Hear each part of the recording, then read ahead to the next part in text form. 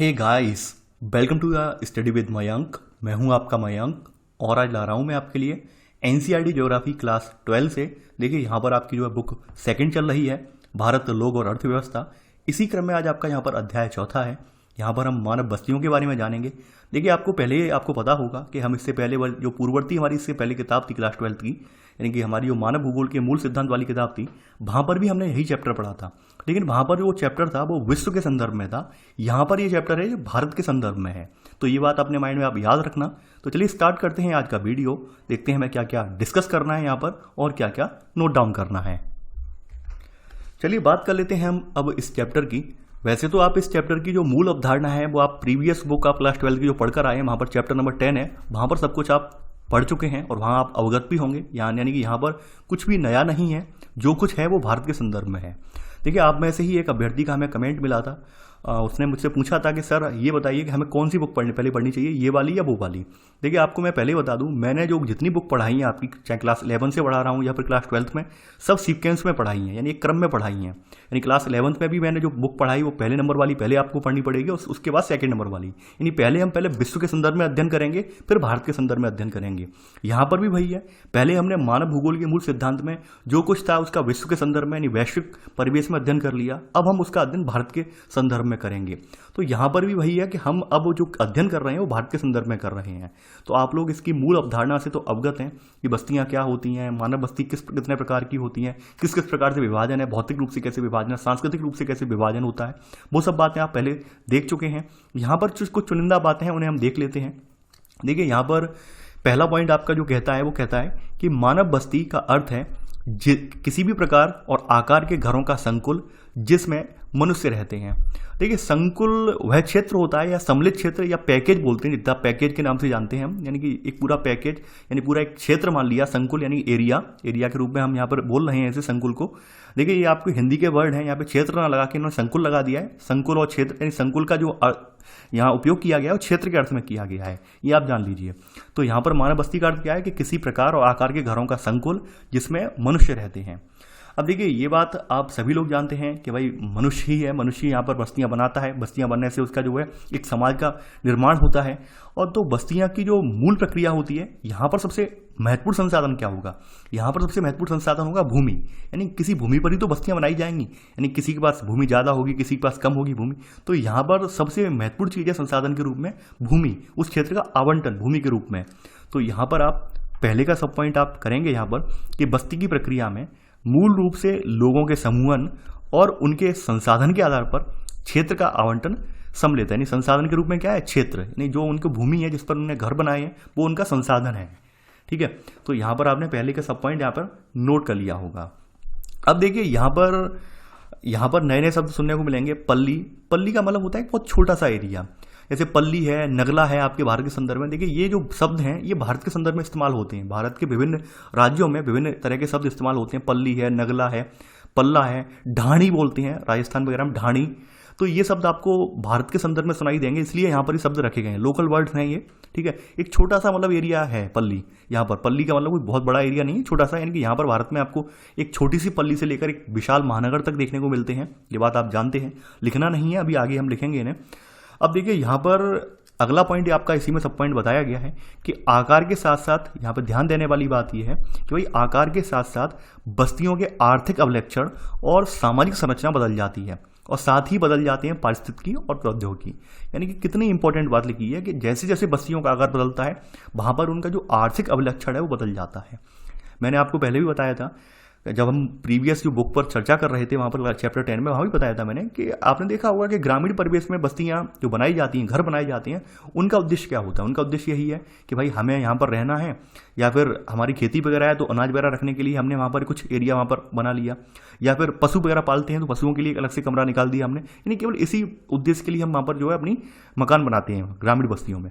वहीं शहरी क्षेत्र की बात कर लें तो शहरी क्षेत्र में क्या होता है, अमूमन तौर पर अगर कोई लिंक रोड वगैरह जा रहा है, वहाँ पर आपका घर वगैरह है, तो आदमी यही सोचता है कि यार यहाँ पर एक हम साइड में अपना जो अंदर के लिए गैलरी जा रही है घर के अंदर, उसमें साइड में दुकान बना दें। यानी यहाँ पर हमारा आर्थिक कार्य भी होता रहेगा, आर्थिक गतिविधियाँ भी चलती रहेंगी, ऊपर से हमारा निवास भी हो जाएगा यहीं पर। तो यानी कि जैसे जैसे बस्तियों का आकार बढ़ता है, बस्तियां जैसे जैसे बड़ी हो रही हैं, उनके आर्थिक अभिलक्षण बदल जाते हैं। यानी कि अभी तक बस्ती शायद रहने के संदर्भ में इस्तेमाल हो रही थी, अब किसी और संदर्भ में इस्तेमाल हो। शहरों के बारे में मैंने ये भी बताया था कि जैसे जैसे आपने देखा होगा बस्तियों का आकार बढ़ता है, शहरों में आपने देखा होगा किराएदारों का प्रचलन है, यानी लोग रेंट वगैरह पे अपने अपने मकान देते हैं। तो ये सब क्या है, यानी कि आर्थिक अभिलक्षण बदल गए। ठीक है, इसके अलावा सामाजिक संरचना बदल जाती है। सामाजिक संरचना से अभिप्राय आप जान रहे हैं, सामाजिक संरचना से अभिप्राय यहाँ पर ये है कि मेल मिलाप। आपने देखा होगा ग्रामीण परिवेश में लगभग हम लोग समाज से एक अच्छा खासा समाज का प्रतिरूप हमें देखने को मिलता है, वहीं शहरों में नहीं देखने को मिलता है। शहरों में हर व्यक्ति अपने तक ही सीमित है, हर व्यक्ति को आपको पता ही होगा सीमित क्यों है, सीमित होने का रीजन भी है क्योंकि शहरों में मोस्टली जो संसाधन है उन्हें खरीदने पड़ते हैं। कोई ऐसा संसाधन नहीं है जिसके लिए उनके पास यानी खेती से प्राप्त हो जाए, या फिर भैंस पली हुई है तो भाई भैंस से दूध भी प्राप्त हो रहा है, हमें खेती से उसका चारा भी निकल रहा है, तो ऐसा तो है नहीं शहरों में। शहरों में हर चीज़ खरीदनी है, तो शहरों में आदमी क्या है, हर यानी जो काम करना है उसे उसके लिए फॉर्मल वे में रहता है कि भाई हमें पे करना है, तो इसलिए उसका जो कोई समाज से लगाव भी नहीं होता है। तो यहाँ पर ग्रामीण परिवेश में थोड़ा अंतर होता है। ग्रामीण परिवेश में क्या है, लोग खेती वगैरह करते हैं तो अपने अड़ोस पड़ोस के वस्तु लोगों का भी ध्यान रखते हैं कि भाई कौन रह रहा है कौन नहीं रह रहा है, कि उसके घर में खाना है या नहीं है, लोग ध्यान रखते हैं। शहर में किसी को किसी से मतलब नहीं होता है, क्योंकि रीज़न क्या है, शहर में लोग अपने सर्वाइव करने के लिए भी वहाँ पर संघर्ष करना पड़ता है, तो शहर में ध्यान कौन किसका रखेगा, सबसे बड़ा रीज़न यहाँ पर ये है। तो ऐसे कर करके यहाँ पर आपने देखा कि भाई सामाजिक संरचना भी बदल जाती है, और इसके साथ साथ पारिस्थितिकी और प्रौद्योगिकी बदल जाती है। यानी कि रहने का मतलब ये है कि वहाँ का जो पूरा पारिस्थितिकी तंत्र है शहर का, आप जानते होंगे कि शहर क्या है, शहर में आपको जो है हरियाली नाम मात्र की देखने को मिलती है, हरियाली होती ही नहीं है। जैसे गांव वगैरह में आप जाएं कि चारों ओर खेतों के अलावा पेड़ पौधे आपको देखने को मिल जाएंगे, बगीचे देखने को, बाग देखने को मिल जाएंगे, बड़े बड़े आम वगैरह के बाग हैं, अमरूद के बाग देखने को मिल जाएंगे। शहरों में ये सब नहीं मिलेगा। शहरों में क्या है भाई, उनके मानव निर्मित क्या है, पार्क बनाए हुए हैं, पार्क मिल जाएंगे बस जगह जगह देखने, और सड़कों के किनारे थोड़ा बहुत पेड़ पौधे लगे होंगे वो देखने को मिल जाएंगे, इससे ज़्यादा वहाँ पर नहीं मिलेगा। नहीं, पारिस्थितिकी बदल गई। इसके अलावा प्रौद्योगिकी बदल जाती है। नहीं, शहरों में कुछ जो घर का निर्माण वगैरह होता है उसमें टेक्नोलॉजी एक अलग प्रकार की लगाते हैं वो, यानी कि शहर में वही देखते हैं कि भाई भूकंप रोधी मकान बने, सीवेज वगैरह की समस्या है उससे निजात पाने के लिए वहाँ पर पूरा प्रॉपर वे में वहाँ पर वो है लाइन डालते हैं, यानी पूरी लाइन डालते हैं जिससे जो उनका जो गंदगी वगैरह वाला पानी है वो बाहर निकलता रहे। तो यानी पूरा प्लानिंग करके बनाते हैं। यानी यहाँ पर पारिस्थितिकी और प्रौद्योगिकी दोनों बदल जा रहे हैं। तो यहाँ पर आपने पहले के सेकंड सब पॉइंट में दोनों चीज़ें नोट कर ली हैं। आगे बढ़ते हैं। अब यहाँ पर वैसे तो ये पॉइंट मैं स्किप करना चाह रहा था, लेकिन मैंने कहा चलो लिखवा देता हूँ यहाँ पर दोबारा।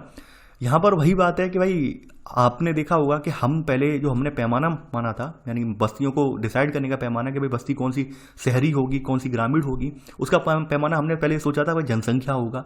लेकिन जनसंख्या पैमाना नहीं हो सकता है, उसका रीजन भी हमने दिया था आपको लास्ट बुक में। रीजन ये था कि भाई हमारे भारत के कुछ गाँव ऐसे हैं जिनकी जनसंख्या यूरोप के शहरों से ज़्यादा है, यहाँ पर स्थिति ये है। तो हमने इस चीज़ को फिर पैमाना नहीं माना। यानी हमारी 1991 की जो सेंसस हुए हैं, जनगणना हुई है, उस जनगणना के अकॉर्डिंग हमने ये माना था कि हमारे यहाँ जो ग्रामीण परिवेश है वहाँ पर क्या है, वहाँ पर जनसंख्या कृषि कार्य में यानी प्राथमिक कार्य में संलग्न होगी, और जो शहरी परिवेश है या नगरीय परिवेश है वहाँ पर उनका पैमाना बताया था 5000 से ऊपर जनसंख्या, 400 का घनत्व, ठीक है, 75% से अब सेकेंड और जो द्वितीय और तृतीय कार्य में संलग्न जनसंख्या है उसे हमने क्या माना था, नगरी माना था। तो ये अंतर हमने देख लिया था, वहाँ पर लिख भी लिया था, डिटेल में लिख भी लिया था।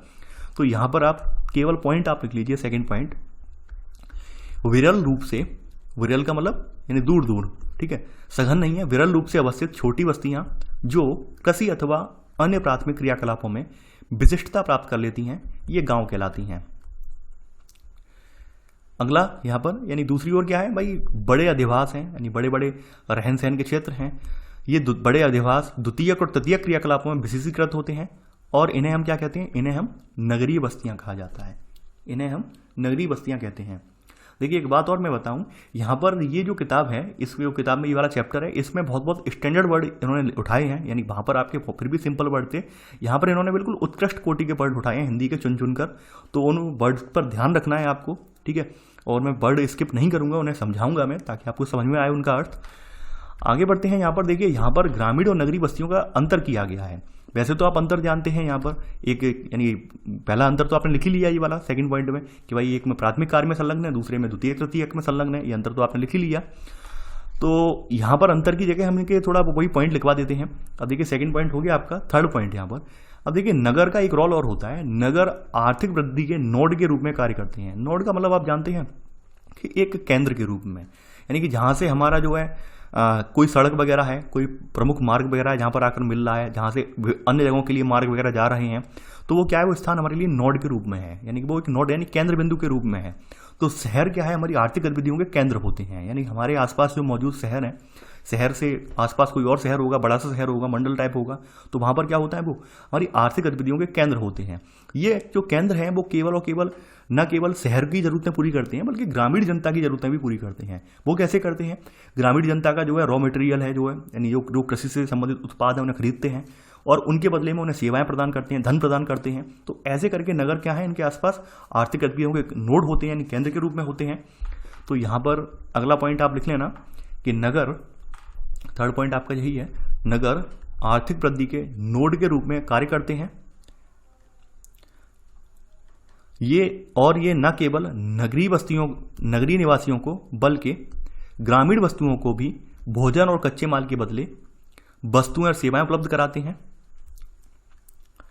अब देखिए इसी के मैं एक सब पॉइंट नोट कर लेना, नगरों के बीच और ग्रामीण बस्तियों के बीच जो प्रकार्यात्मक यानी फंक्शन यानी जो भी उनका फंक्शन है, यानी जिसमें किसी के संदर्भ में हो रहा है फंक्शन, कृषि कार्यों के संदर्भ में उनका जो है फंक्शनल चल रहा है, उद्योग के रूप में चल रहा है, शिक्षा के रूप में चल रहा है, जो भी उनका प्रकार्यात्मक संबंध है, जिससे रूप में है उनका संबंध, तो वो संबंध स्थापित किसके जरिए होता है, वो होता है परिवहन और संचार परिपथ के जरिए, यानी कम्युनिकेशन जो है उसके जरिए यहाँ पर जो है परिवहन यहाँ पर इनका जो है परिपथ यानी परिपथ जो है स्थापित होता है, इनके बीच में एक जो कनेक्टिविटी है इसके जरिए बनती है। तो यहाँ पर आप सब पॉइंट लिख लेना, थर्ड का सब पॉइंट, कि इनके बीच किसके बीच, नगर और ग्रामीण बस्तियों के बीच प्रकार्यात्मक संबंध परिवहन और संचार परिपथ के माध्यम से स्थापित होता है। ये थर्ड का सब पॉइंट हो गया।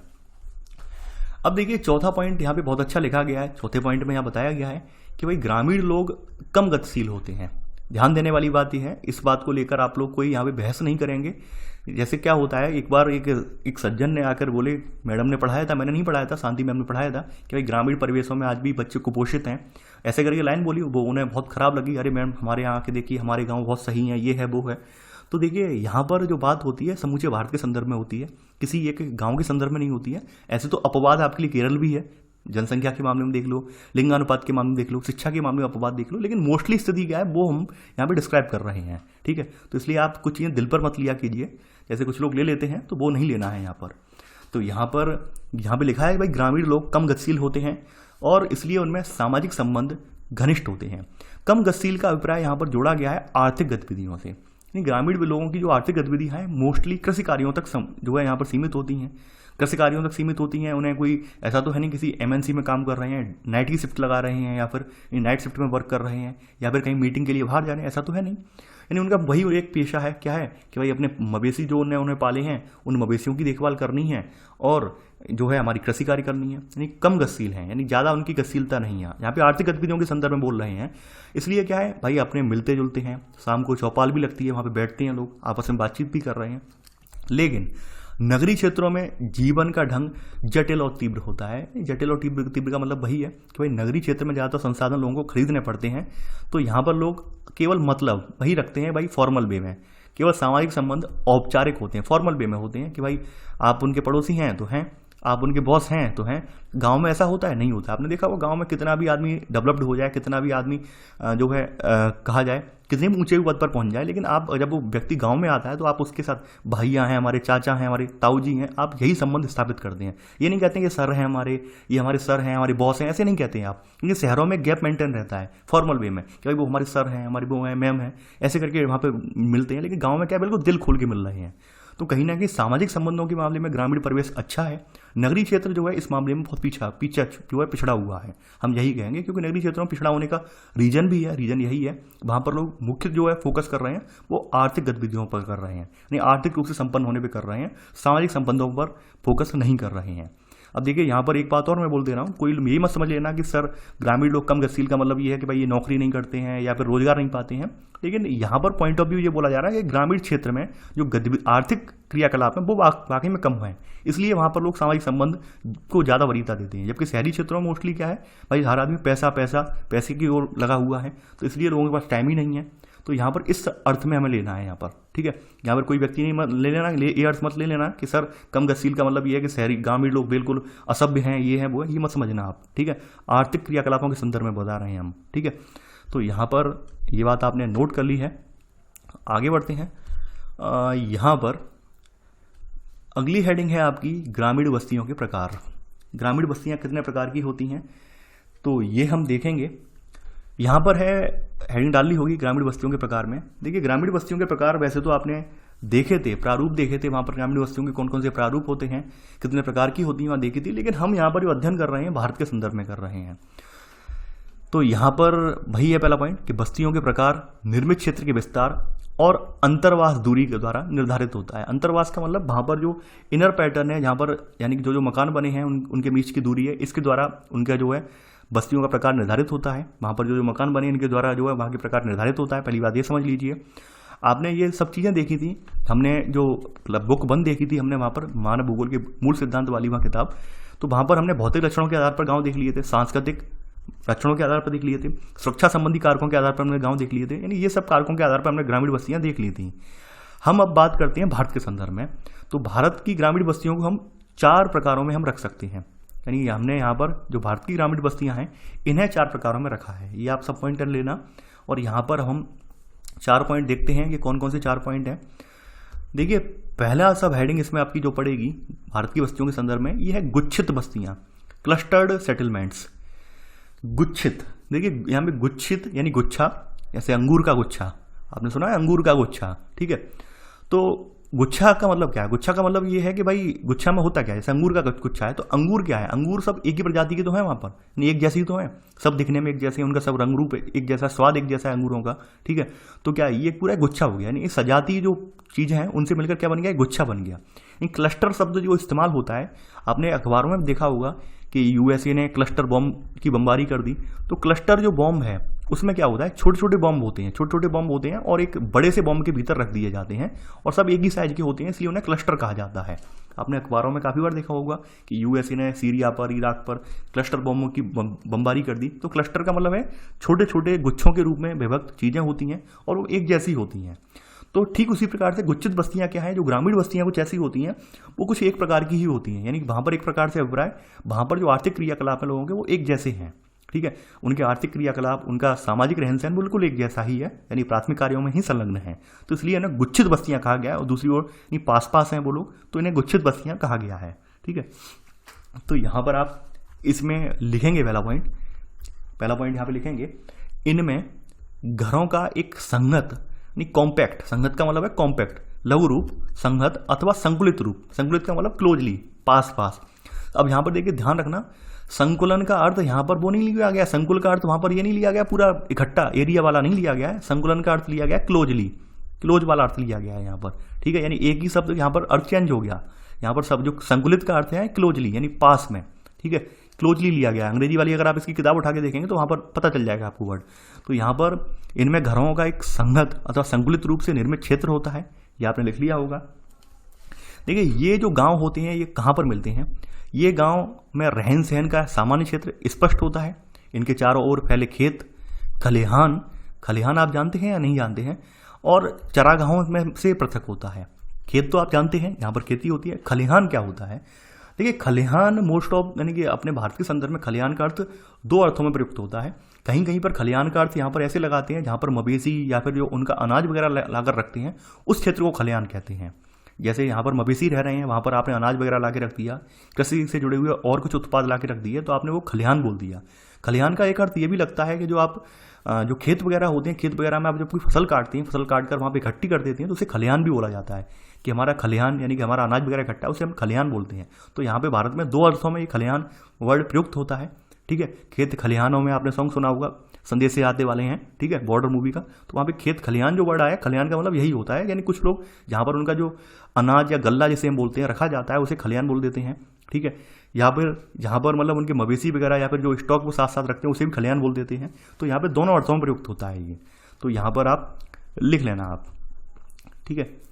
अब देखिए यहाँ पर अगला पॉइंट आपका सेकंड पॉइंट है, जो ये संकुलित निर्मित क्षेत्र हैं ये भी ज्यामितीय आकृतियां प्रस्तुत करते हैं। यानी कि यहाँ पर भी जो गांव का पैटर्न होता है, प्रारूप होता है, उनमें आयताकार, अरीय यानी रेडियल, रेडियल का मतलब क्या है कि एक सड़क यहाँ से आ रही है, एक सड़क यहाँ से आ रही है और इनके चारों ओर बस्तियाँ बनती चली जाए ऐसे, तो रेडियल पैटर्न बन जाएगा ये, रैखिक एक लाइन में, ठीक है। तो ये ये पैटर्न यहाँ भी देखने को मिलते हैं। तो सेकंड का सब पॉइंट संकलित निर्मित क्षेत्र यहाँ से लेकर यहाँ तक आप नोट कर लेना। आगे बढ़ते हैं। अब देखिए ये इस तरह की बस्तियाँ जो है गुच्छित बस्तियाँ ये कहाँ पाई जाती हैं वो हम देख लेते हैं। ये बस्तियाँ आमतौर पर जो पाई जाती हैं ये जलोढ़ मैदान जो है यानी उपजाऊ जलोढ़ मैदान जो है, इसके अलावा उत्तर पूर्वी राज्यों में पाई जाती हैं। रीज़न क्या है इनके पाए जाने का? यहाँ पर इसमें एक साथ पाए जाने का रीज़न ये है कुछ कई बार लोग सुरक्षा या फिर प्रतिरक्षा जैसे कारणों की वजह से संगत गांव में रहते हैं, यानी पास पड़ोस के जो कॉम्पैक्ट गांव होते हैं आपस में मिलजुल कर ऐसे गांव में रहते हैं। कई बार सुरक्षा का रीजन आ जाता है, इस वजह से साथ साथ रहते हैं। जैसे यहाँ पे एग्जाम्पल दिया गया है मध्य भारत में बुंदेलखंड वाला एरिया, आपको पता होगा मध्य भारत में बुंदेलखंड वाला एरिया काफ़ी समय तक जो है दस्युओं के प्रभाव में रहा है। दस्यु वगैरह आप जानते हैं, डाकू वगैरह के प्रभाव में रहा है। नागालैंड भी जानते हैं, नागालैंड में भी आप जानते हैं अशांति वगैरह है, तो इस वजह से लोग वहाँ पर जो नागा समुदाय के लोग हैं वो पास पास रहते हैं, साथ में रहते हैं। ठीक है, इसके अलावा राजस्थान की बात की जाए तो राजस्थान में बहुत सारे गाँव ऐसे हैं जो जल स्रोतों के आसपास बने हुए हैं। जल स्रोतों के आसपास यानी जल संसाधन जहाँ पे उपलब्ध है वहाँ पर वो गुच्छित रूप में बस गए हैं। ठीक है, तो यहाँ पे 3 एग्जाम्पल दिए गए हैं, तीनों एग्जाम्पल आप लिख लेना यहाँ पर। तो यहाँ पर थर्ड का सब पॉइंट आपने लिख लिया होगा, इसी में एग्जाम्पल लिख लेना। इसी में जैसे कि मध्य भारत के बुंदेलखंड प्रदेश और नागालैंड में। ठीक है, इसी में राजस्थान में ये लिख लेना, राजस्थान में जल संसाधनों के किनारे। ठीक है, समझ जाएंगे भाई राजस्थान में ऐसे गांव कहाँ पाए जाते हैं जहाँ पे जल संसाधन हो, वहाँ पर लोग, क्योंकि पानी है नहीं वहाँ पर, तो जल संसाधनों की वजह से वहाँ पर गांव उसी के किनारे एकदम सेट हो जाते हैं। ठीक है, तो ये तो हो गए गुच्छित क्लस्टर्ड सेटलमेंट देख लिया। अब अगला यहाँ पे प्रकार है सेटलमेंट का, बस्तियों का, ग्रामीण बस्तियों का, अर्धगुच्छित बस्तियाँ, सेमी क्लस्टर्ड सेटलमेंट। ये क्या होता है? देखिए यहाँ पर थोड़ा सा इसमें डिफरेंस आ जाता है। यहाँ पर थोड़ा सामाजिक जो है यानी सामाजिक जो सरोकार है, हम बोल सकते हैं ऊंच नीच वाला भेद, उसके अकॉर्डिंग बस्तियाँ बट जाती हैं। ठीक है, यानी कि भाई वो हमारे सरपंच हैं, वो हमारे जो हैं मुखिया हैं गांव के, तो उनका घर, उनके परिवार वाले घर हैं, जो संपन्न घर हैं वो एक तरफ हो गए, तो कम संपन्न घर हैं अलग हो गए, और जो निचली जातियों के घर हैं वो अलग हो गए। तो ऐसे करके गांव एक ही रहेगा, एरिया एक ही रहेगा पूरा, लेकिन घर जो है आपने देखा होगा वो फलाने जाति का मोहल्ला है, वो फलाने जाति का मोहल्ला है, यानी कि आपने देखा होगा गांव अलग, गांव एक ही है, गांव का नाम एक ही है, लेकिन सबके क्षेत्र है कि इस क्षेत्र में फलानी जाति रह रही है, इतने क्षेत्र में फलानी जाति रह रही है, इसमें ये जाति रह रही है। तो ऐसी जो बस्तियां हैं इन्हें अर्धगुच्छित बस्तियां कहेंगे। ठीक है, तो यहाँ पर आप लिखेंगे अर्धगुच्छित में पहला पॉइंट कि ऐसा प्रारूप किसी बड़े संगत गांव के संपृथक्कन यानी विखंडन के परिणाम स्वरूप उत्पन्न हो सकता है। विखंडन यानी कि टूट जाता है जब गांव। ठीक है, इसी में सब पॉइंट, इसमें ग्रामीण समाज के एक अथवा अधिक वर्ग स्वेच्छा से अथवा बलपूर्वक, ठीक है दोनों बातें लिखी हुई हैं यहाँ पर, ध्यान देना। स्वेच्छा से मतलब अपनी अपनी मर्जी से, बलपूर्वक का मतलब ये है कि कुछ लोग, आपने देखा होगा कि कुछ लोग, आपने काफ़ी बार अखबारों में आता है कि भाई दलित आदमी ने वहाँ पे घर लेना चाह रहा था फलाने की मोहल्ले में, लेकिन लेने नहीं दिया, उन्हें वहाँ पे डरा धमका कर भगा दिया। किसी माइनॉरिटी वाले ने घर लेना चाहा एक हिंदू बाहुल्य क्षेत्र में, या फिर हिंदू ने किसी ने मुस्लिम बाहुल्य क्षेत्र में घर लेना चाहा तो वहाँ पे घर नहीं लेने दिया, उसे प्रॉपर्टी वहाँ पर उसे नहीं, प्रॉपर्टी उसे पर जाने दे रहे हैं। इस तरह की समस्याएं जो आप देखते हैं वो यही है आपकी। ठीक है, यानी कि जो वर्ग विशेष आप कहता है कि भाई ये मोहल्ला हमारी जाति का है तो हमारी जाति के लोग रहेंगे, यहाँ पर और कोई जाति का नहीं आएगा, तो यहाँ पर यही सब समस्याएं बताई गई हैं। तो ऐसे करके ये अर्धगुच्छित बस्तियाँ यहाँ पर क्रिएट होती हैं। तो यहाँ पर आप पहले का सब पॉइंट आपने नोट कर लिया होगा। अब यहाँ पे एग्जाम्पल लिख देना। एग्जाम्पल क्या है कि आमतौर पर जमींदार समुदाय मुख्य गांव के केंद्रीय भाग पर और जबकि समाज के निचले तबके के लोग और निम्न कार्यों में संलग्न लोग गांव के बाहरी हिस्सों में बसते हैं। ये आपने देख लिया होगा। ये अधिकतर यहाँ पर एग्जाम्पल गुजरात और राजस्थान का दिया गया है, जबकि ये भारत के लगभग उत्तर भारत में हर जगह यही पाया जाता है पैटर्न। यानी आपने देखा होगा कि एक निचली जाति वाले लोग जो हैं उनका एक अलग बना देते हैं, जो है पल्ली या ढांडी टाइप जैसे हम बोलते हैं, अलग सेपरेट है, और पूरा एक बाहुल्य जात है, या फिर एक यहाँ पर जो है अपर कास्ट वाली गाँव जो क्षेत्र वो अलग होता है गाँव में ही। ठीक है, ये बात देखी होगी आपने, तो एग्जाम्पल में लिख लेना यहाँ पर कहाँ पाई जाती हैं ऐसी बस्तियाँ गुजरात के मैदान और राजस्थान के कुछ भागों में। ठीक है, ये एग्जाम्पल में आपने लिख लिया होगा। अब देखिए अगली बस्तियाँ आती हैं पल्ली बस्तियाँ यानी हैमलेटेड सेटलमेंट। तो ये थर्ड हेडिंग आप डालेंगे यहाँ पर, ये आपकी यही है पल्ली बस्तियाँ यानी हैमलेटेड सेटलमेंट्स। यहाँ देखते हैं। अब देखिए यहाँ पर पल्ली बस्तियाँ ये क्या होती हैं, अमूमन भारत में पल्ली बस्तियाँ क्यों बनती हैं, यहाँ बताया गया है कि भाई एक तो आपने ऊपर देख लिया अर्धगुच्छित में ही यही रूप मान लीजिए। अर्धगुच्छित और पल्ली बस्तियों में ज़्यादा डिफरेंस नहीं है, बस सेम है दोनों का, बस यही है। यहाँ पर थोड़ा ये व्यवसाय के अकॉर्डिंग लोग अपने अपने में बांट लेते हैं।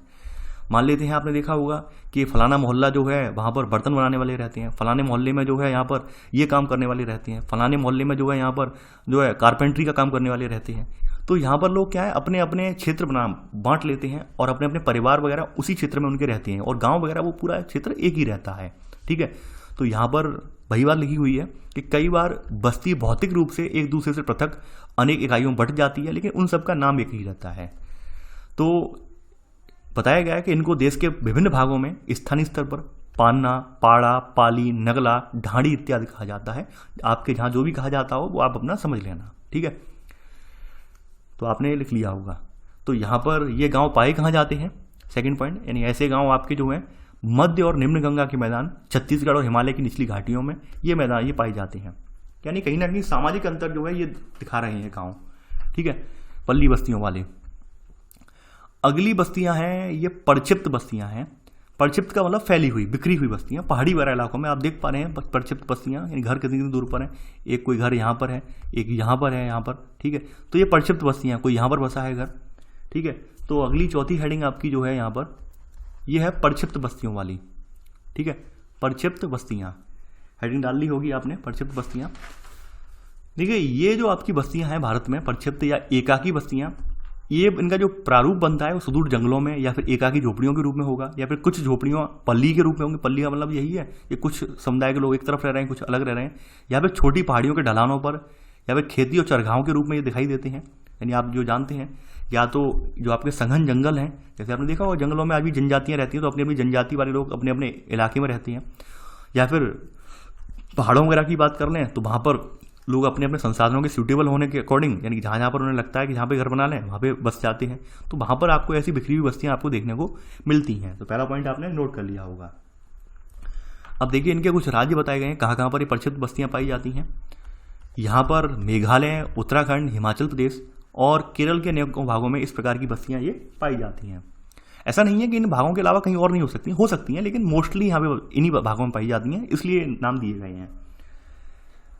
अब देखिए नगरीय बस्तियों की परिभाषा वगैरह इन सब से आप अवगत हैं, ये मैं फिर से रिपीट नहीं करूँगा, इनसे अवगत हैं आप, तो मैं ये स्किप कर रहा हूँ इस वाले पोर्शन को। ठीक है, अब बात करते हैं भारत में नगरों का विकास, कि भाई भारत में जो नगरीकरण है क्या वो नई अवधारणा है। जो लोग कहते हैं भाई ब्रिटिश से आई अवधारणा, जैसे हमने वहाँ पर पढ़ा था विश्व के संदर्भ में, वहाँ पर सबसे प्राचीन जो नगर है औद्योगिकरण का नगर है वो इंग्लैंड दिखाया गया था कि प्रथम औद्योगिकृत नगर आपको बताया गया था वहाँ पर। लेकिन भारत के संदर्भ में क्या वो बात सही है? नहीं, वहाँ पर भी मैंने बताया था भारत के संदर्भ में वो बात सही नहीं है। भारत में काफ़ी प्राचीन प्राचीन नगर रहे हैं। तो अगली हेडिंग आप डालेंगे भारत में नगरों का विकास। भारत में नगरों का विकास किस प्रकार से हुआ है वो हम देखेंगे। देखिए भारत में नगरों का अभ्युदय या उदय प्रागैतिहासिक काल से हुआ है, ये बात आप जानते हैं। आज से लगभग 5,500 साल पहले से हुआ है हमारे यहाँ इतिहास, यानी इतिहास में उदय। यहाँ पर आपने सिंधु घाटी सभ्यता में जो आपने देखा हड़प्पा, मोहनजोदड़ो जैसे हमारे नगर अस्तित्व में थे उस समय भी। ठीक है, ये बात आप जानते हैं, लिख लिया होगा, पहला पॉइंट। आगे बढ़ते हैं यहाँ पर। अब देखिए यहाँ पर हमने विभिन्न युगों में जो हमारे नगर रहे हैं उनके अकॉर्डिंग हमने अपने जो नगरों को विभक्त कर लिया है, प्राचीन, मध्यकालीन और आधुनिक नगर में। तो आप सब पॉइंट करके लिख लेना कि विभिन्न युगों में उनके विकास के आधार पर भारतीय नगरों को हमने 3 प्रकार से वर्गीकृत किया है। आपके पहले जो वर्गीकरण है आपका इसमें वो है प्राचीन नगर, यानी कि जो नगर बहुत पुराने हैं, यानी जिनका इतिहास 2000 से ज़्यादा पुराना है। यानी यहाँ पर यहाँ पर ये लिखा हुआ है कि भारत के मैं 2000 से अधिक, मैं 2000 साल भूल गया, साल नहीं है, यहाँ पे ये बोला गया कि भारत में ऐसे 2000 ऐसे नगर हैं 2000 से अधिक वर्षों की ऐतिहासिक पृष्ठभूमि वाले अनेक नगर हैं। ये वर्ष के संदर्भ में ही है, मैं 2000 नगर ले गया, ये 2000 वर्ष के संदर्भ में ही है। ठीक है, यानी ऐसे ऐसे यहाँ पे भारत के नगर हैं जिनका इतिहास 2000 साल पुराना है। ठीक है, तो इनमें कौन कौन से नगर हैं और इनका अधिकांश जो विकास हुआ है इनका विकास धार्मिक सांस्कृतिक केंद्र के रूप में हुआ है प्राचीन नगरों का। जैसे इसमें वाराणसी आपका सबसे प्राचीन है। वाराणसी के बारे में आप लोग सब लोग जानते होंगे कि भाई जो शिवजी हैं, शिवजी को इच्छा हुई कि हम कहीं मैदान में जाकर रहें, तो मैदान में रहने के हिसाब से यानी पर्वतों में रहते थे। ठीक है, तो वहाँ पर अपने कैलाश पर्वत से निकलकर जब शिव पार्वती ने जो उनकी हुई बात कि भाई हमें कोई ऐसा स्थान चाहिए यहाँ पर समतल मैदान में रहने लायक हो, तो वो उसके तौर पर वाराणसी को चुना था उन्होंने। ठीक है, इसलिए इसे प्राचीन नगरी या फिर भोले की नगरी या महाकाल की नगरी भी इसे सब कुछ कहा जाता है। ठीक है, तो ये बात आप जानते हैं, यहाँ पे लिख लिया होगा। तो वाराणसी इसमें सबसे पुरानी है। इसके बाद प्रयागराज यानी कि संगम है यहाँ पर, पाटलिपुत्र यानी पटना, मदुरै ये भी आप जानते हैं देश में। ठीक है, तो ये क्या है आपके प्राचीन नगर हैं। ये लिख लेना आप प्राचीन नगरों में। मध्यकालीन नगर, मध्यकालीन नगर वे थे जो मध्यकालीन के दौरान बसे हैं, यानी लगभग आपके वर्तमान के 100 नगर ऐसे हैं जिनका इतिहास मध्यकाल से जुड़ा हुआ है, यानी मुगलों के समय से लेकर अंग्रेज वगैरह जब तक रहे हैं तो वहां तक बताया गया है। ठीक है, यानी इनका विकास जो हुआ है वो रजवाड़ों राज्यों के मुख्यालयों के रूप में हुआ है। और ये जो नगर रहे हैं ये किला नगर के रूप में रहे हैं। किला का मतलब क्या है, यहाँ पर अपना उन्होंने किला बनाया, जहाँ पर राजा वगैरह रहते थे, उनकी सेना वगैरह रहती थी। और प्राचीन नगर जो थे उनके खंडहरों पर इन्होंने अपना जो सामरिक दृष्टि से, यानी सामरिक दृष्टि का मतलब इन्होंने ये देख लिया कि शत्रु की सेना वगैरह आ रही है तो हमें पता चल जाए, शत्रु की सेना से हम लड़ सकें, तो ऐसे करके इन्होंने जो है ये नगरों का विकास किया है। इनमें आपका दिल्ली आता है सामरिक दृष्टि से, हैदराबाद आता है, जयपुर, लखनऊ, आगरा और नागपुर, वो इसी प्रकार के नगर हैं, मध्यकालीन नगर हैं ये। अगली बात करते हैं आधुनिक नगर, ये बहुत इंपॉर्टेंट है आधुनिक नगर वाला। तो आधुनिक नगर की परिपाटी कहाँ से पड़ी है वो भी हम देख लेते हैं। देखिए, आधुनिक नगर की परिपाटी मानी गई है आपकी जो है, ये आपकी जो यूरोपियों का आगमन हुआ है तभी से ये मानी गई है। आधुनिक नगर की जो नींव पड़ी है वो तभी से यहाँ पर मानी गई है।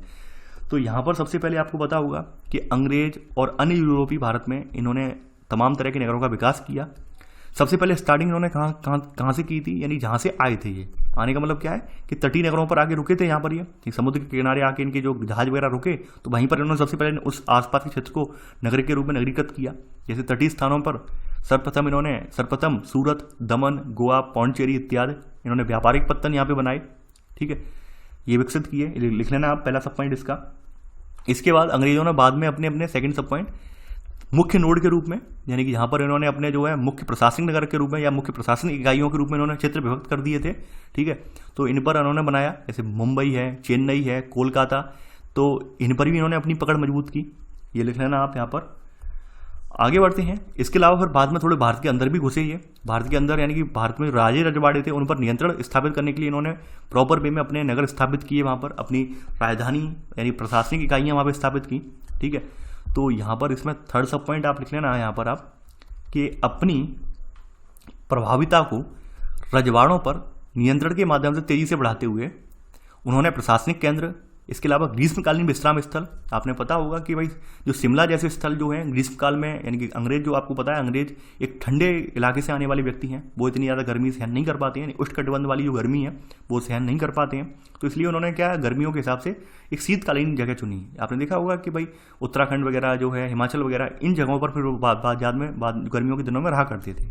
ठीक है, तो ग्रीष्मकालीन विश्राम केंद्रों के रूप में इन्होंने पर्वतीय नगरों को स्थापित किया और यहाँ पर इन्होंने क्या है सिविल, प्रशासनिक और सैन्य क्षेत्रों को जोड़ा, जो कि वर्तमान में भी ये व्यवस्था यथावत चलती आ रही है। यानी आज भी आप देखते होंगे इन क्षेत्रों में आज भी आपको सिविल क्षेत्र मिल जाएंगे, प्रशासनिक क्षेत्र मिल जाएंगे, इसके अलावा सैन्य क्षेत्र भी मिल जाएंगे देखने को। और ये आर्मी एरिया वगैरह, आर्मी जोन वगैरह वो अंग्रेजों की ही देन है जो अभी आप वर्तमान में देख रहे हैं। तो ये तो आपने देख लिया सबसे आधुनिक नगर बसाने में किसका योगदान है, यूरोपियों का योगदान है, और वो पूरा क्रम आपने यहाँ पर नोट कर लिया। अब हम बात करते हैं भारत की, औद्योगिक नगरों में भारत की। तो यहाँ पे 1850 के बाद हमारे यहाँ जो आधुनिक उद्योगों के आधार पर नगर स्थापित हुआ है वो हुआ है हमारा जमशेदपुर। ठीक है, तो वो एक एग्जाम्पल के तौर पर है जमशेदपुर आपका 1850 के बाद। ठीक है, आधुनिक उद्योगों के तौर पर जो है हमने नगर बसाया, जमशेदपुर बसाया है हमने। ठीक है, तो यहाँ पर सेकंड पॉइंट लिख लिया होगा आपने। अब देखिए यहाँ पर आपके कुछ नगर ऐसे भी थे जो स्वतंत्रता प्राप्ति के पश्चात बसाए गए हैं।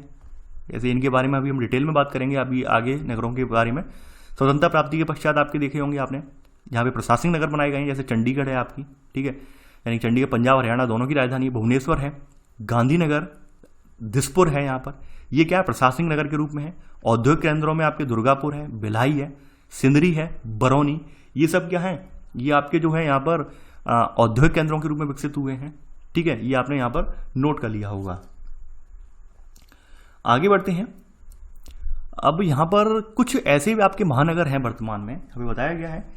तो कुछ नगर पुराने महानगर ऐसे हैं जिनके सहारे जो है अनुषंगी नगर, इनके बारे में पहले चर्चा कर चुके हैं। अनुषंगी का मतलब क्या है, कोई मुख्य क्षेत्र है, मुख्य क्षेत्र के पास का क्षेत्र वो भी उसके प्रभाव में आ जाता है तो वो भी नगरीकृत हो जाता है। ये बात हमने पहले ही बताई थी। यानी कि हम मान लेते हैं यहाँ पर मुख्य क्षेत्र कौन सा है, दिल्ली है। अब दिल्ली के आसपास के क्षेत्र हैं, गुड़गांव है, हरियाणा जो हरियाणा का गुड़गांव है, सोनीपत वगैरह है, रोहतक वगैरह है, इधर नोएडा, गाजियाबाद यूपी के हैं। तो ये क्या है, इन पर भी अब बिल्कुल दिल्ली जैसी लग दिखते हैं। यहाँ पर भी बिल्कुल फैक्ट्रियाँ वगैरह जो है, उद्योग धंधे वगैरह हैं जो सब हैं यहाँ पे स्थापित हो गए हैं, तो बिल्कुल दिल्ली और इनमें कोई अंतर नहीं रह गया है।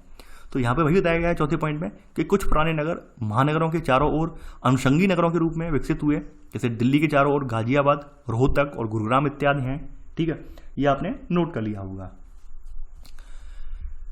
तो आपने यहाँ पर नोट कर लिए हैं 4 पॉइंट। ठीक है, अब यहाँ पर आपकी नगरीकरण की प्रवृत्तियाँ बताई गई 1901 से लेकर अब तक कितने कितने नगर हैं ये। तो नगर और शहर में अंतर आप जानते हैं, नगरों के बारे में आपने पहले परिभाषा देख ली है 1991 वाली अवधारणा वाली। तो यहाँ पर बात करते हैं भारत में नगरीकरण में कितना कितना लोग अभी नगर में रह रहे हैं। देखिए, आपको ये आंकड़ा जो है सन 2021 की जो सेंसस आएगी उससे रिप्लेस करना पड़ेगा। अभी तो फिलहाल अभी आपका यही जारी रहेगा 3-4 साल तक। तो हमारी जो 2011 की जो जनगणना हुई है उसके अकॉर्डिंग हमारे यहाँ लगभग 31.16% जनसंख्या, ठीक है, ये नगरों में निवास करती है। ठीक है, यानी हमारे पूरे देश की 31.16% जनसंख्या जो नगरों में निवास करती है। और नगरीकरण को अगर देखा जाए तो नगरीकरण हमारे यहाँ विकसित देशों की तुलना में काफ़ी कम है। विकसित देशों में नगरीकरण आपको पता होगा 50% से ज़्यादा है, 50% प्लस है। हमारे यहाँ भी इतना नहीं है।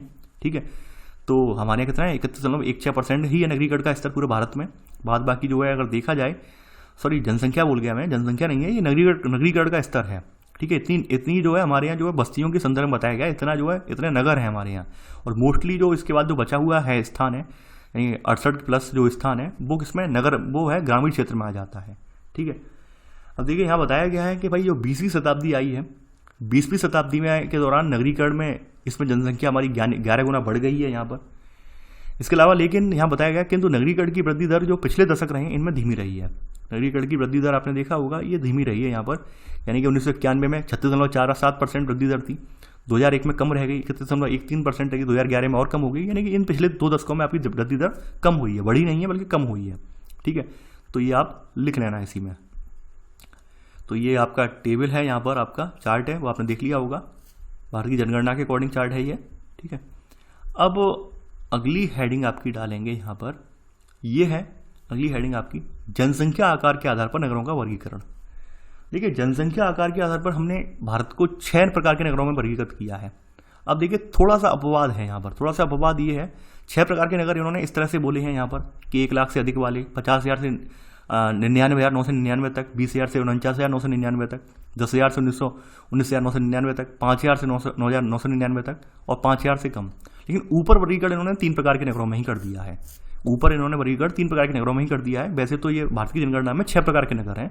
1 लाख से अधिक जनसंख्या वाले, 50 से 99 के बीच हैं ये। ठीक है, ये संख्या दे रखी है, इतनी संख्या है, इतनी आबादी रह रही है, नगरीय जनसंख्या कितने % इनमें निवास कर रहा है 1 लाख से अधिक वालों में। ठीक है, ये बताया गया है इनमें। तो यहाँ पर आप पहले पॉइंट नोट कर लेते हैं कि हमारे यहाँ बताया गया है कि 1 लाख से अधिक नगरीय जनसंख्या वाले नगरीय केंद्र को हम नगर अथवा प्रथम वर्ग का नगर कहा जाता है। इसे हाईलाइट कर लेना, इसे क्या कहा जाता है, प्रथम वर्ग का नगर। ठीक है, फर्स्ट क्लास वाला नगर हम बोल सकते हैं। और 10 लाख से 50 लाख वाली जनसंख्या वाले नगर को हम क्या कहते हैं भारत में, महानगर कहा जाता है। ध्यान रखना, 10 लाख से 50 लाख वाली जनसंख्या वाले जो नगर हैं इनको हम क्या कह रहे हैं, महानगर कह रहे हैं।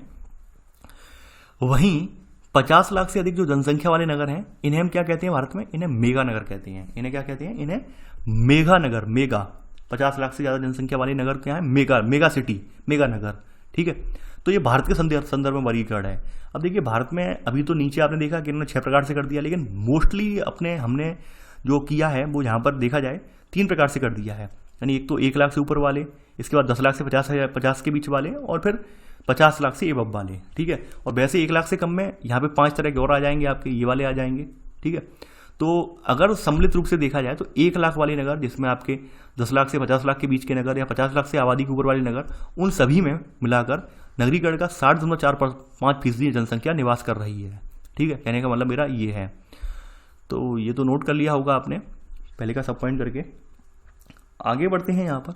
अब देखिए यहाँ पर बताया गया है कि भाई एक नगरीय संकुल है, नगरीय क्षेत्र जो है इसमें 3 संयोजकों में से किसी एक का जो है यहाँ पर समावेश होगा। बताया गया समावेश कैसे कैसे होगा, एक नगर या उसका संलग्न नगरीय बहिर्बद्ध, यानी एक नगर है और नगर के आसपास जुड़ा हुआ कोई क्षेत्र है उसमें भी नगरीय प्रभाव आ जाता है।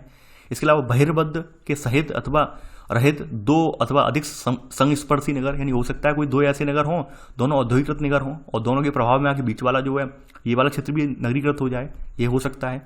एक अथवा अधिक संलग्न नगरों के बहिर्बद्ध से युक्त संस्पर्शी नगर, यानी एक नगर है उससे जुड़ा हुआ कोई चिपका हुआ नगर है, दिल्ली वाला एग्जाम्पल है हमारे लिए। तो ये भी हो सकता है। ये इतना इंपॉर्टेंट नहीं है हमारे लिए, पैटर्न इतना ज़्यादा हमें डीपली जाना नहीं है, ठीक है, लिखवाऊंगा नहीं इसे। आपने पहला पॉइंट और पहले के सब पॉइंट कवर कर लिए हैं, मेगा नगर कहा जाता है। अब सेकंड पॉइंट नोट करेंगे यहाँ पर, ये चूंकि टेबल बनाने से कोई फायदा नहीं है, क्योंकि टेबल में इन्होंने 1 लाख से ऊपर का वर्गीकरण किया है, उसके बाद छोटे छोटे नगरों का किया है वर्गीकरण। छोटे छोटे हमारे लिए इतने इंपॉर्टेंट है नहीं, हमारे लिए बड़े बड़े इंपॉर्टेंट हैं ज़्यादा, ठीक है। तो लेकिन ये बात ध्यान रखना, ये आपके भारतीय जनगणना के अकॉर्डिंग 6 प्रकार के नगर हैं, ये ध्यान रखना आप, ठीक है। ये पहले ही बता दे रहा हूँ मैं, ये पहले ही बता दे रहा हूँ कि 1 लाख की यानी कि हमारे जो हैं मूल जो हमारे नगर हैं 6 प्रकार से विभक्त हैं, ये ध्यान रखना आप, ठीक है। वो अलग बात है कि हमने 1 लाख से ऊपर वाले भी हमने व्यक्त कर लिए हैं, कैटेगरी कर ली है, वो अलग बात है। और चाहें तो आप ये टेबल बना लेना, मैं तो आपसे यही आग्रह करूंगा, चाहें तो आप ये टेबल बना लेना, ठीक है। यानी कि हम जो 1 लाख से ऊपर वाली बात कर रहे हैं, 10 लाख से 50,000, 50,000 से जो 50 लाख से ऊपर वाली, वो 1 लाख से अधिक वाले नगरों का वर्गीकरण हमने फिर से डिवाइड कर दिया है, ठीक है। तो यहाँ पर लिख लेना सेकंड पॉइंट कि भारत की 60% जनसंख्या प्रथम वर्ग के नगरों में रहती है, ठीक है। और इनमें 408 नगरों में से यहाँ पर 53 नगर नगरीय संकुल महानगर हैं, यानी कि यहाँ पर 53 नगर ऐसे हैं जो महानगरों वाली कैटेगरी में हैं, ठीक है, यानी जिनकी जनसंख्या 10 से 50 लाख के बीच है, 53 नगर हमारे यहाँ ऐसे हैं। और 6 आपके जो हैं वो मेगा नगर हैं, यानी जिनकी जनसंख्या 50 लाख से ऊपर है, ठीक है, ये आप लिख लेना।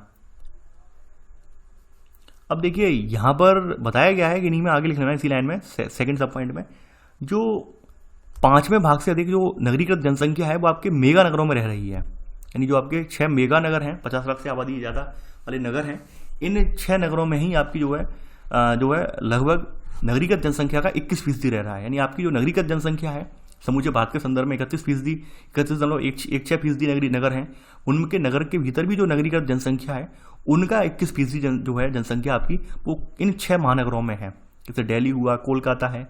तो ये क्या है, ये आपकी मेगा नगर है, मेगा नगर यानी 50 लाख से ऊपर आबादी है इनकी, ठीक है। तो ये आपने लिख लिया होगा सेकंड का सब पॉइंट करके। अब देखिए यहाँ पर अगली हेडिंग आपकी और अंतिम हेडिंग है ये नगरों का प्रकार्यात्मक वर्गीकरण, यानी फंक्शनल जो वर्गीकरण हम करेंगे, यानी क्या क्या रोल या क्या क्या फंक्शन अदा कर रहे हैं, क्या क्या उनकी खास विशेषताएं हैं, उनके अकॉर्डिंग तो इनका नगरों का हमने प्रकार्यात्मक वर्गीकरण हमने किया है, ठीक है। तो यहाँ पर आप पहला पॉइंट इसमें लिखेंगे यहाँ पर, ठीक है, कि कुछ शहरों और नगरों को कुछ निश्चित प्रकारों में विशिष्टता प्राप्त होती है और हमने उन्हें कुछ विशिष्ट क्रियाओं, उत्पादों और सेवाओं के लिए उन्हें जाना जाता है, ठीक है। इसी में सब पॉइंट भारतीय नगरों को मोटे तौर पर निम्नलिखित प्रकार से हमने वर्गीकृत किया है। अब 1 बाय 1 करके आप हेडिंग में डालते जाएंगे और हम देखेंगे कौन कौन से नगर हैं आपके, ठीक है। तो आपकी पहली हेडिंग आपकी जो पड़ेगी यहाँ पर ये है प्रशासनिक शहर और नगर, ठीक है। तो प्रशासनिक नगरों की बात करें हम तो आप सभी लोग जानते होंगे राजधानियाँ हैं यहाँ पर हमारी जो यहाँ पर मुख्यालय चंडीगढ़ हुआ, नई दिल्ली हुआ, भोपाल, शिलांग, ठीक है, गुवाहाटी असम, मणिपुर इम्फाल, श्रीनगर है आपका, गांधीनगर गुजरात, जयपुर, चेन्नई, ये सब क्या है प्रशासनिक नगर हैं आपके, ठीक है। तो एग्जाम्पल के तौर पर हम डायरेक्ट यहाँ पे प्रशासनिक नगर ही लिख दे रहे हैं। देखिए ये लिखवाने का उद्देश्य मेरा क्या है, लिखवाने का नया उद्देश्य ये है, एटलीस्ट काफ़ी बार क्या होता है कि मैच द फॉलोइंग करके आपका क्वेश्चन पूछ लिया जाता है, वहाँ पर दे रखा होता है कि इनमें औद्योगिक नगर कौन से हैं, सूती वस्त्रोद्योग वाले नगर कौन से हैं, या फिर पर्यटन नगर कौन से हैं इनमें, या फिर तटवर्ती नगर कौन से हैं। अगर आपने पढ़े हैं तो आप वहाँ पे टिक लगा पाओगे, और आपने पढ़े ही नहीं है तो आप टिक नहीं लगा पाओगे। तो एटलीस्ट आपको पता तो हो ही भाई ये नगर है, औद्योगिक नगर है, तो किस लिए है, क्या रीज़न है इसका, ठीक है। अब बात करते हैं यहाँ पर आपका औद्योगिक नगरों की। औद्योगिक नगरों में आपका यानी सेकंड हेडिंग आपकी यहाँ पर आएगी, तो ये आपका मुंबई आ जाएगा इसमें, ठीक है। मुंबई के बारे में आप जानते हैं, मुंबई में तमाम औद्योगिक इंडस्ट्री लगी हुई हैं। सेलम है आपका, सेलम में क्या है, सेलम में जो आपका है तमिलनाडु में पड़ता है, यहाँ पर इस्पात संयंत्र है, लोह इस्पात संयंत्र है, ठीक है। इसके अलावा कोयम्बटूर ये भी तमिलनाडु में पड़ता है, मोदी नगर ये भी औद्योगिक केंद्र है आपका, ये यूपी में पड़ता है। जमशेदपुर से यहाँ पर आप अवगत हैं आप, ठीक है, झारखंड में पड़ता है। हुगली, ठीक है, आपका जो है हुगली जो है आपका वेस्ट बंगाल, ठीक है। भिलाई, ठीक है, भिलाई के बारे में आप जानते हैं, भिलाई इस्पात संयंत्र जो आप इसके बारे में आप अवगत हैं भिलाई के बारे में कि यहाँ पर इस्पात संयंत्र लगा हुआ है भिलाई में, तो ये भी आप जानते हैं भिलाई के बारे में। तो ये क्या है, ये औद्योगिक नगर है, ठीक है। तो ये इतना ही लिख लेना। आगे बढ़ते हैं यहाँ पर, तीसरा है परिवहन नगर, यानी परिवहन का मतलब क्या है कि जहाँ से जो माल वगैरह है आता है और जाता है, तो उन नगरों की बात यहाँ पर कही गई है, ये परिवहन नगर के रूप में है, तो यहाँ पर कौन कौन से हैं आपका, यहाँ पे पत्तन नगर हैं आपके मुख्यतः, यहाँ से आयात और निर्यात होता है। जैसे आपका कांडला गुजरात, कोच्चि, कोझिकोड, विशाखापट्टनम, ये सब क्या है, ये आपके जो है यहाँ पर परिवहन नगर है, यहाँ से माल आ रहा है और जा रहा है। वहीं आपके जो आंतरिक परिवहन के रूप में देखें, आंतरिक परिवहन की धुरियाओं में आपका यहाँ पर धुलिया आता है, यानी महाराष्ट्र में पड़ता है, मुगलसराय यूपी में, इटारसी आपका जो है, इटारसी और कटनी, ये दोनों आपके एमपी में पड़ते हैं। ये आंतरिक परिवहन के रूप में, आंतरिक रूप से यहाँ से आयात निर्यात होता है, ठीक है। तो आपने लिख लिया होगा आपने। अगली हेडिंग आपकी जो है वाणिज्यिक नगर। देखिए आप लोग, कुछ लोग सोच रहे होंगे कि सर हर कोई नगर ऐसा है जहाँ पे वाणिज्यिक कार्य भी होते हैं, परिवहन वगैरह भी होता है, फिर ये यहाँ पर एक्स क्यों लिखवाया गया है। देखिए क्या है कि कुछ नगरों की पहचान वहाँ पर मुख्य किसी व्यवसाय के कारण होती है, मुख्य किसी एक क्रियाकलाप के कारण होती है। जैसे उससे पहले कोई नगर कोई बिल्कुल चर्चा में नहीं रहता, लेकिन जहाँ पर जो नगर है किसी एक विशेष क्रियाकलाप के लिए चर्चा में आता है, उसके बाद वहाँ पर तमाम तरह की क्रियाएं वहाँ पर होने लगती हैं। जैसे हम एग्जाम्पल एक ले सकते हैं दिल्ली का। दिल्ली देखा तो जाए आपके लिए राजधानी भी है, भारत की राजधानी दिल्ली है, लेकिन दिल्ली में ऐसा नहीं है कि दिल्ली में औद्योगिक नगर नहीं है, दिल्ली में वाणिज्यिक नगर, दिल्ली में वाणिज्य कार्य नहीं हो रहे हैं, परिवहन नहीं हो रहा, हर सब कुछ हो रहा है। लेकिन दिल्ली की मेन पहचान क्या है, दिल्ली की मेन पहचान क्या है, प्रशासनिक नगर के रूप में है, यानी राजधानी है हमारी, ठीक है। मेन पहचान जो है, मेन वहाँ पर जो क्या है वो आपकी ये है। तो वैसे ही हर जगह की वो है मेन जो चीज़ें वो निकाली जाती हैं, उसके अकॉर्डिंग उन्हें जो है वर्गीकृत कर देते हैं। वैसे तो ये सब कार्य आपको हर जगह ही देखने को मिलेंगे, लेकिन चर्चा में क्यों आया वो नगर, इसलिए इंपॉर्टेंट हो जाता है। अब देखिए वाणिज्यिक नगर, यहाँ पर हम जो है हमारा जो वाणिज्य कार्य वगैरह होता है, व्यापार वगैरह होता है, उनमें हमारा कोलकाता है, सहारनपुर यूपी, सतना एमपी, ठीक है। तो ये हैं आपके, ये आपने नोट कर लिए होंगे। आगे बढ़ते हैं। अब आपके देखिए कुछ खनन नगर हैं। खनन का मतलब यहाँ पर क्या है, आपके जो कुछ खनिज हैं तो उन खनिजों को यहाँ से निकाला जाता है, तो उन खनिजों के यहाँ पर खनन नगरों के नाम लिखे गए हैं, यानी समृद्ध खनिज क्षेत्रों से जो है यहाँ पर ये जुड़े हुए क्षेत्र हैं। जैसे आपका रानीगंज हुआ, झरिया हुआ, डिगबोई, अंकलेश्वर, सिंगरौली, ठीक है। असम का डिगबोई तो आपको पता होगा, तेल के लिए है। अंकलेश्वर के बारे में भी आपको पता होगा। तो ये यहाँ पर क्या है, खनिज में आपको पता ही है, खनिज में आपकी चाहे अयस्क वाला खनिज हो या फिर तेल वाला, यानी कि जो आपका चाहे पेट्रोलियम वाला खनिज हो, दोनों ही खनिज हैं ये, ठीक है। तो ये क्या है, खनिज क्षेत्र है, यानी खनन यहाँ से हो रहा है। अब देखिए कुछ क्षेत्र हैं आपके गैरिसन, यानी जिन्हें हम छावनी नगर बोलते हैं। देखिए गैरिसन जो शब्द यहाँ पर आया है, गैरिसन शब्द मूलतः आपने देखा होगा, जो छावनी वगैरह नगर बनाने की जो आपकी परिपाटी थी वो मोस्टली आपकी जो है अंग्रेजों के टाइम पे स्टार्ट हुई है। छावनियाँ अपनी विकसित की गई हैं, अपने आसपास जो राजे रजवाड़े थे उनको नियंत्रण में लेने के लिए उन्होंने छावनियाँ स्थापित की हैं। तो उन छावनियों में ही यहाँ पर जैसे अम्बाला कैंट, जालंधर, महू, बबीना, उधमपुर, ये क्या है, ये गैरिसन नगर हैं, ठीक है, ये छावनी नगर हैं। आगे बढ़ते हैं। अब देखिए यहाँ पर नगरों का वर्गीकरण दिया गया है। भारत 10 लाख से ऊपर नगरीय संकुल वाले नगर बताए गए हैं। यहाँ पर 53 नगर, 10 लाख से ऊपर जनसंख्या जिनकी है उन नगरों का जिक्र किया गया है, ठीक है। 10 लाख से ऊपर वाले 53 नगर हैं 2011 के सेंसस के अकॉर्डिंग। आगे देख लेते हैं यहाँ पर। अब देखते हैं शैक्षिक नगर। शैक्षिक का मतलब क्या है, यानी कि जिन नगरों की पहचान केवल और केवल क्या है, शैक्षिक क्रियाकलापों की वजह से कभी चर्चा में आए हैं नगर, तो उन नगरों की यहाँ पे बात कही गई है शैक्षिक नगर के रूप में। जैसे आपका बताया गया है, देखिए कुछ छूट गया है यहाँ पर छूट गया है धार्मिक नगर, धार्मिक छूट गया है। तो शैक्षिक से पहले थोड़ा धार्मिक कर लेना। शैक्षिक डाला तो नहीं है, अभी नहीं डाला है, तो कुछ लोग मुझे नाराज होते हैं, सर कटवाते हैं, काटापीटी करवाते हैं, तो इस बात के लिए मैं क्षमा चाहता हूँ आपसे। तो यहाँ पर आप अगली हेडिंग डाल लेना यहाँ पर, यानी 7वीं हेडिंग है, 7वीं हेडिंग है धार्मिक और सांस्कृतिक नगर। शायद आप इन सभी नगरों से परिचित होंगे, वाराणसी से परिचित हैं, मथुरा से परिचित हैं, अमृतसर से परिचित हैं, ठीक है। मदुरै, पुरी, जगन्नाथपुरी, अजमेर से परिचित हैं, यानी अजमेर में दरगाह भी है, ठीक है। इसके अलावा वहाँ पर आना सागर एक झील भी है। पुष्कर में जो है ब्रह्मा जी का जो मंदिर है, एकमात्र देश का एकमात्र मंदिर है पुष्कर में। आपको पता होगा कि जो ब्रह्मा जी का मंदिर पूरे देश में कहीं नहीं मिलेगा, केवल पुष्कर में आपको मिलेगा, ठीक है, इसलिए फेमस है ये। इसके अलावा तिरुपति, कुरुक्षेत्र से आप अवगत हैं अच्छे से, यानी महाभारत वाला क्षेत्र वही है। हरिद्वार, उज्जैन, यानी महाकाल के लिए महाकाल मंदिर है यहाँ पर। तो ये सब धार्मिक और सांस्कृतिक नगरों के रूप में जाने जाते हैं, आपने नोट कर लिया होगा।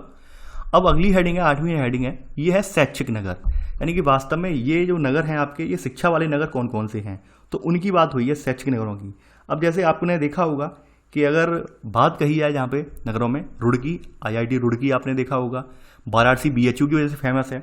और अगर कहा जाए अलीगढ़ में क्या है, AMU की वजह से फेमस है, अलीगढ़ मुस्लिम यूनिवर्सिटी की वजह से फेमस है। पिलानी के बारे में आप जानते होंगे, राजस्थान का एक टाउन है ये, ठीक है। तो यहाँ पर आपने देखा होगा बिट्स पिलानी करके स्कूलिंग जो हो रही है, बिट्स पिलानी वाला, इसलिए ये फेमस है। पिलानी शैक्षिक नगर के रूप में उभरा है। इलाहाबाद काफ़ी लंबे समय से आपको पता होगा यहाँ पर ये आपकी सिविल सर्विस की तैयारी का एक केंद्र रहा था इलाहाबाद। अब तो खैर दिल्ली हो गया है केंद्र, मोस्टली लोग अब दिल्ली ही जाते हैं। वैसे किसी टाइम पर ये इलाहाबाद ही था, यानी आपके पूरे देश में जो लोग थे, आपके हिंदी भाषी वाले जो लोग थे, वो इलाहाबाद ही आते थे तैयारी के लिए, ये बात आप जानते हैं। अब कुछ आपके देश में पर्यटन नगर भी हैं, यानी टूरिज्म के तौर पर भी कुछ नगर हैं आपके। तो नवी हेडिंग आपकी जो है टूरिज्म के तौर पर कौन कौन से हैं?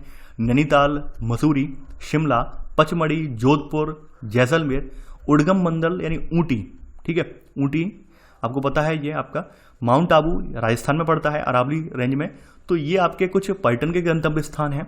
तो ऐसे करके आपने यहाँ पर अपने नगर देख लिए कौन कौन से नगर हैं। 9 तरह के नगरों का वर्गीकरण है।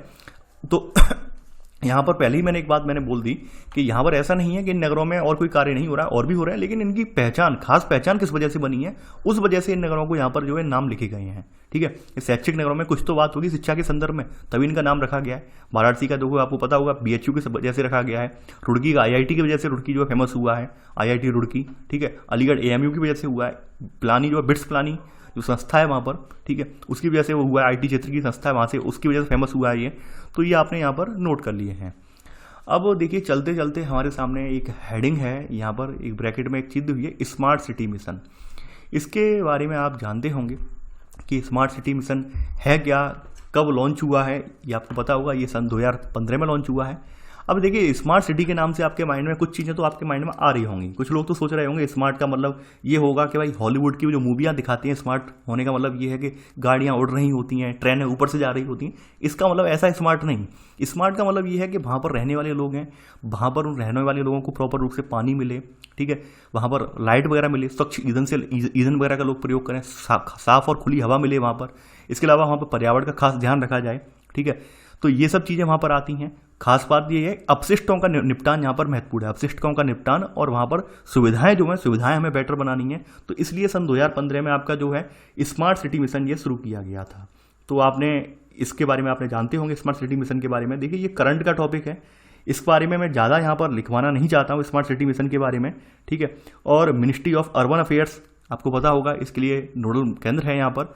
तो ये बात आप जानते हैं, सन 2015 में ये स्टार्ट हुआ था। और ये स्टार्ट इसीलिए किया गया था, स्टार्ट करने का उद्देश्य इसका यही था, यानी ministry of urban development start ये इसीलिए किया था ये कि ताकि जो शहर हैं, शहरों में जो उनकी समस्याएं हैं, यानी वहाँ का जो बुनियादी ढांचा है, बुनियादी ढांचे में एक अनियंत्रित विस्तार की वजह से परिवर्तन आ गया है, उस विस्तार के परिवर्तन को रोकना। आपने देखा होगा जहाँ तहाँ लोग जो है मनमर्जी से शहर बना ले रहे हैं, मनमर्जी से अपने मकान बना ले रहे हैं, मनमर्जी से वहाँ पर पाइपलाइन वगैरह डाल दे रहे हैं, सड़कों पर जो है कचरा फैला रहे हैं। तो स्मार्ट सिटी मिशन के तहत हमें यही करना है, ट्रैफिक का निपटान अच्छे से करना है, यानी वहाँ पर जो यातायात का प्रबंध अच्छे से करना है, जो आपका जो कचरा या कूड़ा है आपका जो उसका निस्तारण हमें अच्छे से करना है, पानी वगैरह की सप्लाई उसको भी ध्यान में रखना है। इसके अलावा वहाँ पर जो पर्यावरण वगैरह से जुड़े हुए प्रयास हैं वो भी करने हैं, यानी पेड़ वगैरह लगाना है, यानी कि जो आपकी बस्तियाँ हैं रोड के दोनों साइड में पेड़ वगैरह लगाना, ठीक है, बीच में डिवाइडर पर पेड़ वगैरह लगाना है। तो ये सब करना है वहाँ पर। तो ये स्मार्ट होने का मतलब ये है। स्मार्ट होने का मतलब ये नहीं है हॉलीवुड मूवियों की तरह स्मार्ट का मतलब कि गाड़ियाँ ऊपर उड़ाएंगी, ये नहीं है यहाँ पर, ठीक है। तो स्मार्ट सिटी का मतलब यहाँ पर ये है। तो चाहें तो स्मार्ट सिटी के बारे में आप लिख लें, वैसे करंट का टॉपिक है, ये अक्सर आता रहता है अखबारों में, या फिर आपको अखबार जो करंट अफेयर्स की जो मैगजीन वगैरह वो पढ़ते हैं तो वहाँ पर आपको देखने को मिलता रहता है। तो यहाँ पर ये है, यानी इसका उद्देश्य यहाँ पर लिख लेना, इसका उद्देश्य शहरों को आधारभूत सुविधा, साफ तथा सतत पर्यावरण और अपने नागरिकों को बेहतर जीवन प्रदान करना है, ठीक है। इसका उद्देश्य शहरों को करना है, करते हैं नहीं, करना कर लेना, करना है, ठीक है। तो ये यहाँ पर इतना लिख लेना, इसके बारे में ज़्यादा मत लिख लेना। तो ऐसे करके आपका एक चैप्टर यहाँ पर कंप्लीट हो जाता है। और मैं आशा यही करता हूँ कि मैं पूरा अपना भरसक, मेरा प्रयास आपके लिए यही है कि आप लोगों को बेहतर से बेहतर शिक्षा मिले, आपके प्रॉपर में नोट्स भी बन रहे होंगे, मेरा प्रयास यही रहा है। अब देखिए यहाँ पर क्या है, कुछ वीडियो इसमें बहुत लेंदी टाइप हैं। लेंदी टाइप का मतलब कुछ चैप्टर यहाँ पर ऐसे भी हैं जिनके 20 पेज से एवं चैप्टर हैं जिनमें मुझे टाइम लग जाता है, इस वजह से वीडियो डिले हो जाती है। तो आप लोग पेशेंस बनाए रखिए, आप पढ़ाई करते रहिए, निरंतर लगे रहिए। आपका जो है मैं आपका पूरा से योगदान दे रहा हूँ यहाँ पर। और देखिए कुछ लोग इस बात को लेकर टेंशन में है कि सर जियोग्राफी के बाद आप क्या करवाएंगे। देखिए जियोग्राफी के बाद भी मेरी प्लानिंग है, मैं जो है पूरा सब नियोजन है मेरे पास। सबसे पहले मुझे खत्म करवाना जो है वहाँ पर पोर्सन जो है, वहाँ पर 2 चीज़ें एक साथ होंगी। 2 चीज़ों का मतलब एक है आपका, एक तो आपकी पॉलिटी चलेगी। पॉलिटी आपकी वैसे लक्ष्मीकांत वाली कवर है, यानी हम क्लास 11-12 वाली जो पॉलिटी है वो हम कवर करवाएंगे 11-12 की। इसके अलावा वहाँ पर हमने आपको पता होगा कि जो वर्ल्ड हिस्ट्री वाला पोर्शन है, यानी विश्व इतिहास वाला पोर्शन है, जो कि आपके मेंस के लिए इंपॉर्टेंट था, वो पोर्शन रह गया है। वो आपका खास करके क्लास 10th का पोर्सन रह गया है। इसके अलावा 11th-12th में भी जो है वर्ल्ड हिस्ट्री आ जाती है, वो पोर्सन रह गया है, तो ये हमें कवर करवाना है। इसी के साथ आपका हिस्ट्री का पूरा पैकेज हो जाएगा, यानी हिस्ट्री का पूरा पैकेज जो आपका जो ऑप्शनल सब्जेक्ट की तैयारी भी आप करना चाहते हैं या फिर आप जो मेंस एग्जाम देना चाहते हैं वो पूरा कवर हो जाएगा। ठीक है, तो आपका वो कंटेंट यहाँ पे चलेगा। तो इसके अलावा देखिए एक बात और मैं बता दूं, एक बात ये है कि आप देखते हैं कि कुछ क्वेश्चन जो आप टेस्ट सीरीज वाले लगा रहे हैं उनमें कहीं कहीं मिस्टेक आ गई है या फिर कहीं कहीं वॉइस की प्रॉब्लम है। वो था क्या था, ये स्टार्टिंग में जब मैंने चैनल स्टार्ट किया था तो उस समय मेरे पास संसाधन नहीं थे, इतने संसाधन नहीं थे, इतनी बड़ी टीम कोई नहीं थी, अकेला करने वाला था। तो जल्दी जल्दी में जो कुछ हुआ वो आपके सामने ले आया, क्योंकि उस समय इतनी ज़्यादा जो है कहा जाए एक्सपर्ट भी नहीं था मैं, ना वीडियो रिकॉर्ड करने में या ना ही वहाँ पर कोई राइटिंग पैड वगैरह या फिर जो माइक वगैरह प्रोफेशनल माइक वगैरह वो भी कुछ नहीं था। तो अब हम यहाँ पर क्या करेंगे, हम साथ के साथ उन क्वेश्चनों को भी अपडेट करते जाएंगे, उन वीडियोस को भी अपडेट करेंगे। जो आपकी टेस्ट सीरीज के वीडियो आप देख रहे होंगे, ज्योग्राफी हुआ, हिस्ट्री हुआ, पॉलिटी हुआ, उन्हें भी अपडेट करना है। तो हमारा ये आगे का टास्क फिलहाल 3.5 महीने का टास्क यही है। इन 3.5 महीने के अंदर अंदर, यानी कि हमारी ये ज्योग्राफी खत्म होने के 3.5 महीने के अंदर अंदर हमें वो सारी चीज़ें कवर करवानी है। ठीक है, तो आप लोग बने रहिए और जुड़े रहिए। साथ ही साथ आप लोग जिन लोगों ने अभी तक इस चैनल को लाइक और शेयर नहीं किया है वो शेयर करते रहिए, ताकि आपकी जो आने वाले और भी जो है आपके साथी उन्हें भी लाभ मिल सके। तो चलिए आज की बस इतना ही। Thanks for watching. जय हिंद।